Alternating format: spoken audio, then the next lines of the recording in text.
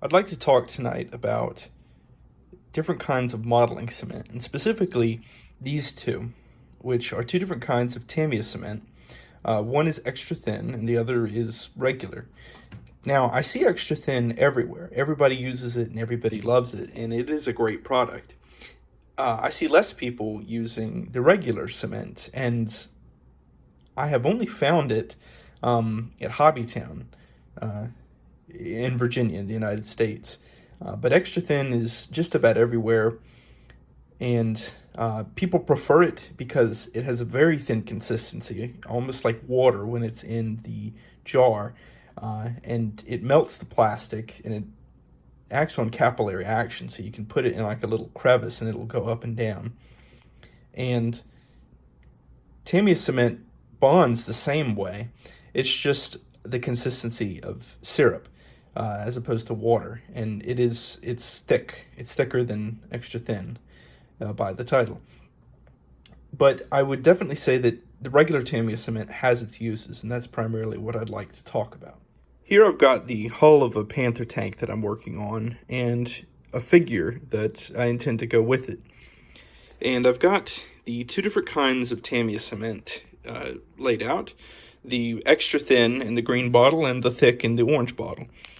And I just like to talk about really their different uses. Tamiya cement extra thin comes in the square bottle, and it has a very fine applicator, as you can see there, and distributes about a drop at a time when you bring it out of the jar. Whereas the regular cement, the thicker cement, has a more broad applicator, and it'll come out in a glob at a time, usually.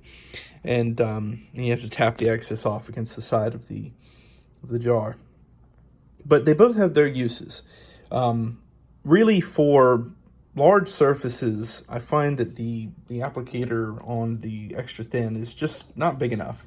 Like for attaching the upper hull and lower hull of a tank, or even attaching the road wheels on this, I definitely prefer to use the regular Tamiya cement in the orange bottle.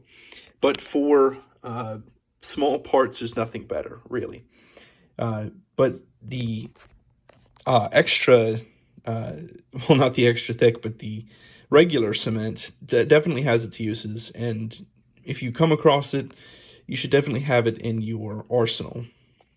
These are all the cements that I have used and that I have for connecting different parts together of a scale model. The two on the left I use less frequently than I used to. I used to buy my modeling supplies from Michaels, and they exclusively sell testers. And I just definitely find Tamiya cement much more versatile, much more easy to use.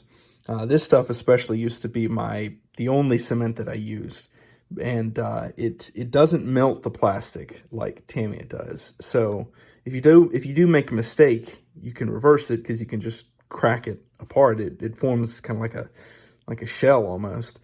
But it is messy. It gets everywhere. And that's the last tube I bought, and I just have it around for very specific purposes. Now, the clear parts cement from Testers is very good. It will dry clear, and it's definitely great for attaching glass, plastic parts that simulate glass, like canopies or windshields or something like that. And I've already talked about the two Tamiya products, and last of all, you should always have any good modeler should always have some super glue around. Now, I wouldn't necessarily recommend Gorilla Glue. I think that there's better super glues out there, definitely that I've seen. But you definitely need super glue for attaching photo etch parts, because it's the only thing that will really bond plastic to metal. And you definitely want that. I will say that the testers in the red tube does all right, but it is messy and it doesn't leave as nice a finish as super glue would. But the thing about super glue that you have to remember is that it does take a while to set up. So there you go, and hopefully you found this to be of some use. Thank you very much.